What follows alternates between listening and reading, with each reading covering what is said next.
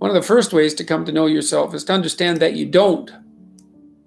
And that you also don't know the people you love very well. But we'll get to that. You know, you can learn to kind of watch yourself like you're watching a stranger. But you have to adopt a position. It's a position of radical humility, I would say. Both humility in two senses. So one sense would be the humility of recognizing your ignorance. So you have to understand that you don't know who you are. And that's not easy to understand because you think you know. But then, you know, you remember you can't control yourself very well. You're not very disciplined. You're full of flaws. Maybe you don't know yourself as well as you think. But it's hard to get low enough to understand how deeply it is the case that you are ignorant about who you are. Now, there's an upside to that too, which also is that you're also ignorant about who you could be. And so the discovery of that, you know, is some reward for the horror of determining who you actually are. And then I would say, well, then you watch yourself, you know, and you attend to your conscience and you watch yourself like you're watching a stranger. You watch what you say and you listen. And you think, well, what sort of person would say that? And how am I reacting emotionally when I'm communicating in that manner? You know, is that making me feel stronger or weaker? Is it filling me with shame? Is it helping my confidence? Am I laying out a lie? Am I deceiving myself and other people? Am I adopting this personality at parties that is designed to impress and to amuse, and it comes across as nothing but like self-centered narcissism? What are my dark fantasies? What are my aggressive fantasies? What is it that I'm willing to do? What am I interested in so that I'll spontaneously pursue it? What do I procrastinate about and why? What am I unwilling to do? What do I think is good?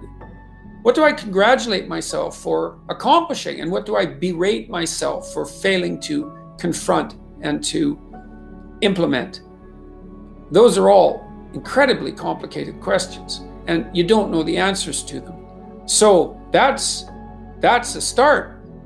And then in terms of potential, well, you'll discover a little bit more about your potential as you discover who you are, especially the darker parts of yourself, because then you discover your potential for mayhem. There's some real utility in that. You know, a discovery that you're dangerous. It's such a useful discovery. It's actually something that strengthens you, because the first thing that a realization like that can in fact produce is the ambition to incorporate that danger into a higher order personality, that dangerousness into a higher order personality. And that can make you implacable. That can make you someone who can say no when you need to say no. You know, that can make you someone who won't avoid necessary conflict. And so that's unbelievably useful. And so that's one of the potentials that you might discover. The other thing you do to discover your potential is to, well, you challenge yourself. You know, it's like Rule 4 in my book, 12 Rules for Life, is compare yourself to who you were yesterday and not to who someone else is today. And that's kind of a good way to start this. It's like, well, take a bit of a look at yourself and think about what's not so good that you could improve, that you should improve by your own standards, and that you would improve, you know, and set yourself a little goal. You know, maybe you're not studying at all and you're at university, or maybe you're at work and you've got this stack of paper there, you know, and you haven't looked at that damn stack for like a month, and you know that you should be, and you're bothering yourself at night because you're avoiding that. It's like, maybe think, well, I've avoided that stack of paper completely for 1 month. I'm quite a coward when it comes to whatever snakes might be hidden in that stack of paper. How about tomorrow I just like put that stack of paper in front of me on my desk, and I glance through it for 15 seconds. See if I can do that. It's like, well, you set yourself a goal of improvement. You know, it's a humble goal, because really, are you such a coward that the best that you can bloody well manage after a month of avoidance is 15 seconds of exposure to a stack of paper?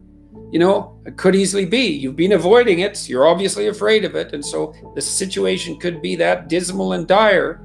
And you might think, well, geez, it's no balm to my ego. It's not fostering the strength of my ego to recognize in myself someone who could only withstand 15 seconds of exposure to that thing I'm afraid of. And so that's a form of humility too. It's like there's things you could do to improve, and you know what they are. And there's small steps that you could take, that you might take, that would put you in that direction. And then the question is, are you big enough to take those small steps? You know, are you capable of grappling with the fact that you're fundamentally flawed to the point where you have to break things down into almost childlike steps in order to manage them? And the answer to that is, yeah, you are. And that's the lot of, I don't know if it's the lot of everyone. Most people have things they avoid, you know, and they're afraid of. So I would say to some degree, it's the lot of everyone. People vary in the degree to which they've conquered that. And you do meet people from time to time who are extraordinarily disciplined. But most of the time they've got disciplined in exactly this manner. It's through slow incremental improvement. And then you challenge yourself. It's like, well, could I do this? That would be better. And you find out. And then you think, well, is there something slightly larger and more challenging that I could do that would be better? And you try it and you find out. And as you try it and you find out, generally you get better at it and you can take on larger and larger challenges. That's why I suggested, again in 12 Rules for Life and also in Maps of Meaning, is that, you know, you take responsibility for yourself. That's part of standing up straight with your shoulders back. It's like, take on the world, man, but only in the what would you say, only at the level that you can manage. You know, when you're ignorant and biased and deeply flawed and immature, it's where everyone starts. You don't want to bite off more than you can chew, but it doesn't mean that you can't wrestle with part of reality. You know, some part that's small enough so that you have a good shot at victory. And then you attain victory over some small part of the chaos. And then you're the person who's victorious over chaos.